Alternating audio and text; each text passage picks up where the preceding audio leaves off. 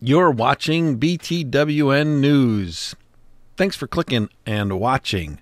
Newsboy Michael Tait talks about being the honorary negro in CCM. We're going to talk about Michael Tait. We're going to talk about Facebook Whistleblower. And we're going to talk about men and if men can get pregnant. Interesting stuff today. Do you know who Michael Tait is? Michael Tait is my age. I'm 3 months older than Michael Tait. This is when he was with DC Talk. DC Talk mixed Christian rock with Christian rap. I was a big fan of DC Talk. Loved DC Talk back in the 80s and early 90s. Before my theology was fully formed, I thought their music was wonderful and deep and rich in Christian theology. They grew up. This is what the DC Talk guys look like today. They, somewhere within the last few years, did a reunion interview. DC Talk. They've moved on past their three-man group. They were from Liberty University, believe it or not. Kevin Max, this gentleman on the far left, he has recently deconstructed his faith and no longer can be considered a believer. And this is Toby Mack, and he has his own very successful Christian music career. And Michael Tait has gone on to join one of the most successful bands in Christian music today, and that is Newsboys. He's been there a long time. Newsboys, saw them in concert many years ago. Many years ago. I saw DC Talk as well. Anyway, let's talk about Michael Tait's recent interview. You see, the Newsboys are going on tour. So the Christian Post interviewed Michael Tait, and as a result of the interview, they came up with this headline, which is trending in Christian news everywhere. Newsboys Michael Tait talks deconstruction, being the honorary negro, and division in the church. I will have to say that the interviewer brought up all these topics. Tait did not. The interviewer brought all them up, and for the most part, it was a really good interview. Let me before we listen to a couple minutes of the interview, let's read the first couple paragraphs here of this article. The lead singer of the popular Christian band Newsboys has now opened up about what it's like to be the only black member of a predominantly white band in a most white genre, and touched on the trend of Christians deconstructing from faith. He only did that, like I said, because the interviewer asked him about those specific things. Musician Michael Tait spoke with the Christian Post in a recent interview discussing the release of the Newsboys' new album, Stand. So, new album coming out, and they're going on tour. That's why Tait is being interviewed, but the interviewer, who is nice enough, but she hit on those topics. And I want to play for you the part where Tait talks about being a black person in CCM. It's like, but the thing is not about that. I want them to understand that variety is the spice of life. Yes. Just leave that zone. Go out and don't be afraid. Do acts of kindness. And that is the end of the part that I want to play with you. Play for you. So we'll back it up 3 minutes, and here we go. There was something in the film that I thought was really important to touch on, because it's something I always wondered too. And I feel like you are one of the few people who've been able to just kind of be accepted into the CCM type of music and being a Black man. Right, exactly. And to be honest, I'm not gonna lie, it is absolutely heartbreaking to me that there is a racial divide or ethnic divide, I should say, because we're all one race.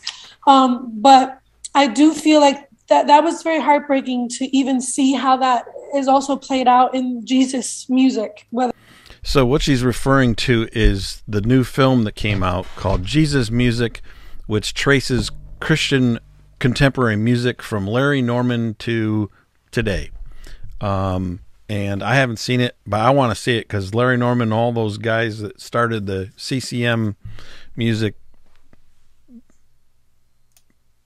scene, those are the people I used to listen to way back when. So I'm interested in seeing that. And I must say, we are 16 minutes into a 20-minute interview, and Michael Tait, for the most part, has given a really solid interview. When he talks about the pandemic, when he talks about deconstruction, he brings the attention to God, and that God is good, and God knows what he's doing, even though we might not know what he's doing. We trust him, and he's referred to that multiple times. Tate wouldn't be on the same same flavor of Orthodox Christianity as I am, and many of you are. That is the Reformed view of understanding of Scripture. He's not that, but he's given a really good interview and focused on God and focused on his music and his career, and kind of been not controversial for the most part. Whether it's gospel or CCM. Yeah. You kind of talk to that, because you have a very unique place in that world. Well, I definitely find it increasingly frustrating to me, I think, that the most segregated day of the week is Sunday in churches, still a lot of our American churches, because and it goes on the guise, Jeannie, of like, okay, I'm not a racist, I don't mind white people, I don't mind black people, I don't mind that kind of person, but I'm just going to go over here because this is what I know, it's what I'm comfortable with. But we have to physically leave that because we know that's there, but it's not going to happen through osmosis. We've got to submerge ourselves in that culture, in that different experience, if you will, and allow our norms to be shaken up a little bit. Because I grew up with in Black culture in the hood of DC. They call it Chocolate City, for God's sake. I grew up there. It's like, and I've seen, my long story boring. My dad was very quick to make sure as kids we met Black people, white people, Hispanic people, Asian people, Iranian people. He went down the list because he knew that we were all human, Jeannie. We all bleed red blood. And this hate stuff is for the freaking birds. Right. We don't have time for that. It's like, so still, of course, my point is music has definitely, got Black gospel has their, they have, the Yolanda Adams and the Kirk Franklins. Kirk's kind of gone both sides too, though. But then there's, and there's me. But I really haven't had any success in Black gospel because I only sing Black gospel. So the fact that my style kind of pushed it with the CCM white market is kind of funny because I am that guy. I don't think people even see me as a color. All right. He's going to say some more, but before I forget, I want to address what he said about church and how church is segregated. He doesn't want to see church segregated. I don't either.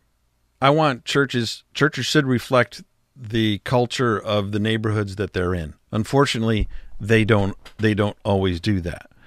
But then he said that on Sundays for church, we need to submerge ourselves in the culture of other people and shake up our norms. And I take issue with that because that's not what church is about. We're not going to church to shake up norms and to make sure that we mix with other ethnicities. I want to go to church and worship with people who are a representation of my community, which it should be. And the reason why I chose the church that I chose has nothing to do with ethnicity. Nothing. It has to do with theology. It has to do with what church in the area is preaching the gospel and ministering to me and my family and giving me an opportunity to serve the Lord and grow in my faith. That's what I'm doing on Sunday, not going to shake up my norms. I'm not doing that. So I disagree with him, and I think that's pretty foolish what he's saying. And now he went on to say that he is a black man in the CCM market, which is primarily a white market. They think, oh, it's the Newsboys. It's like, because it's kind of a big deal, I think, still to have a black lead singer of an all-white band. But for some reason, we don't have that splash in Christian music. They think, oh, it's Michael Tait, you know, which is weird. He's like, I think it's a big deal to have a black person as a lead singer, but when they see me, it's like, oh, that's Michael Tait. Well, and that's the way it should be. And that's the way it is. That's the way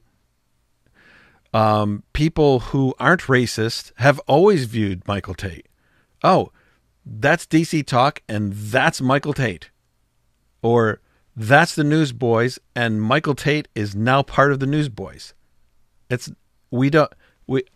People who aren't racist have not made it about the black guy in DC Talk or the black guy who's in the Newsboys. He's the honorary negro or whatever, you know. It's like, but the thing is not about that. I want to know. I should replay that because that's the title of the video that you clicked on, where he says honorary negro. He's the honorary negro or whatever, you know. It's like, but thing. Sorry about that. As you know, they have, you know, the Yolanda Adams and the Kirk Franklins here. Well, Kirk's kind of gone both sides too, though. But then there's, you know, and there's me. But I really haven't had any success in black gospel because I only sing black gospel. So the fact that my style kind of pushed it with the CCM white market is kind of funny because I am that guy. I don't think people even see me as a color. They think, oh, it's the Newsboys. It's like, because it's kind of a big deal, I think, still to have a black lead singer of an all-white band. But for some reason, we don't have that splash in Christian music. They think, oh, it's Michael Tait. You know, he's the honorary negro or whatever. You know. Well, we don't think you're the honorary negro. We just think you're Michael Tait. And he says that's the way it is in CCM, and that's the way it should be. That's a good thing. That is a good thing. Like, but the thing is not about that. I want them to understand that we can. Variety is the spice of life. Yeah. Just leave that zone. Go out and don't be afraid. Do acts of kindness. Go out of your way to find out what and why God created this way and that way. Yeah. Get to know your neighbor.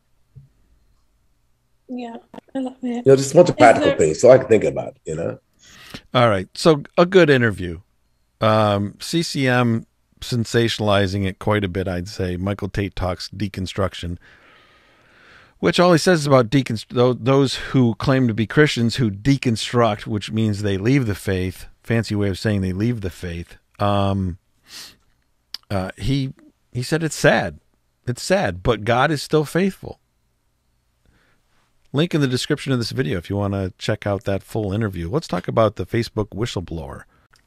So the video that I originally shared in this video that you're watching was from a 60-minute interview on YouTube. And YouTube said, hey, you know what? You can't show that. So I have edited it out. However, the link to watch the video I was going to show you, you can access in the description of this video. So she's on 60 Minutes, blowing the whistle on Facebook. Facebook, surprisingly, is driven by money. Well, nobody should be surprised by that. Facebook is driven by money. America is driven by money. The government's driven by money. What we learn from mainstream media is about money. what is the lead story every night for the last year and a half?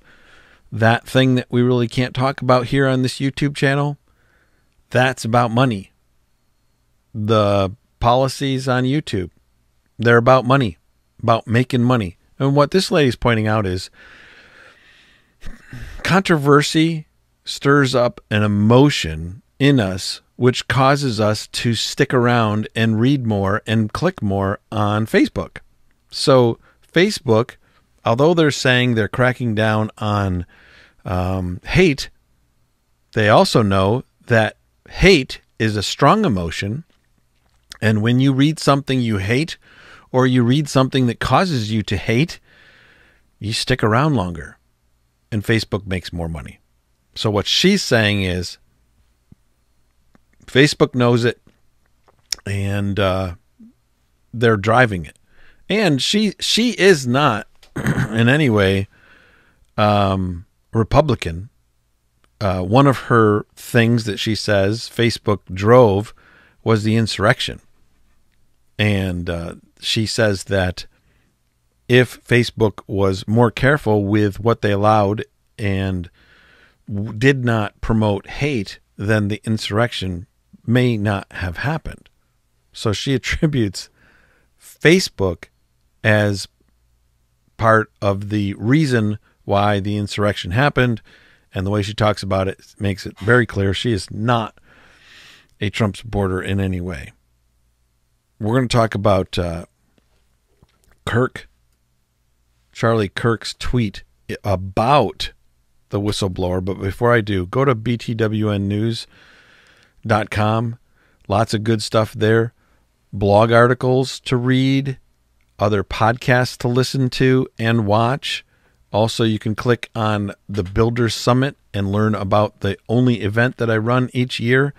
And you can also support what I'm doing here by clicking that button. Charlie Kirk says, before you assume the whistleblower is on the right side of this, ask yourself, why are Obama-era operatives consulting her? How did she go from 60 minutes to the Senate hearing in just 36 hours? Why is Facebook now calling for standard rules for the whole internet? Paying attention yet? Charlie Kirk, his insights about the whistleblower.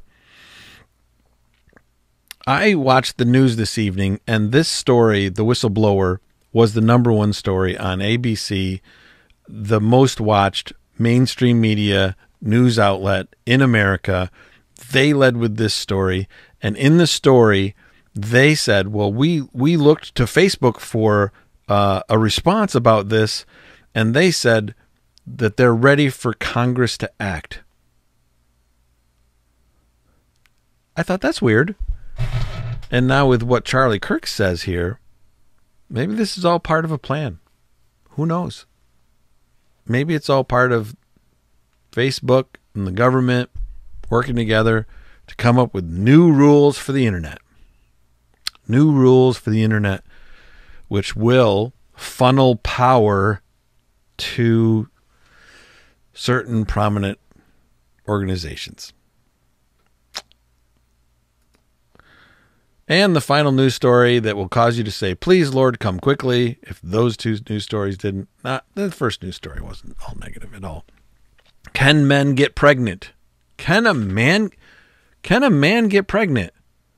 Do you think there's a war on masculinity? Is it possible for men to get pregnant? This article at healthline.com. Yes, it is possible for men to become pregnant and give birth to children of their own. Wow.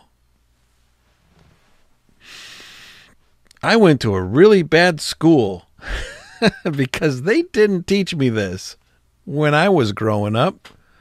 I was taught wrong when I grew up. In fact, it's probably a lot more common than you might think. In order to explain, we'll need to break down some common misconceptions about how we understand the term men. As they destroy our nation completely, they must destroy our vocabulary. We need to understand the term man. Not all people who are assigned male at birth identify as men. Assigned birth. I wasn't assigned birth. I wasn't assigned the male gender at birth. They looked at my body and said, he's a boy. I wasn't assigned male. They looked at me, they inspected me, said, that's a boy. Those who, not all people who are assigned male at birth identify as men. Those who do are cisgender men. Got to come up with new terms, because if you come up with the term transgender, then you have to come up with the term cisgender. A transgendered man is a woman, a biological woman. A transgender man is a biological woman who identifies as a man. So because you come up with the term transgender man, who's actually a biological female, then you have to come up with a new term for me, a male. You got to call me a cisgendered man. That's somebody who was identified as male, assigned the male gender, and I also identify as a male, which means I am a man. Conversely, some people who are assigned female at birth identify as men. These folks may be transgender men or transmasculine people. If for some odd reason you want to read more of this article, look in the description of this video and you will find it. You will find the whistleblower clip, you'll find this clip, and you'll find the interview with Michael Tait. Thanks for watching this painful episode of BTWN News. Leave your comments below, share, like, thumbs up. The more you comment, the more you thumb up a video, the more YouTube shares it with other people. My prayer is that God would, no matter who you are watching this video, my prayer is that God would bless each and every one of you. Until next video, take care.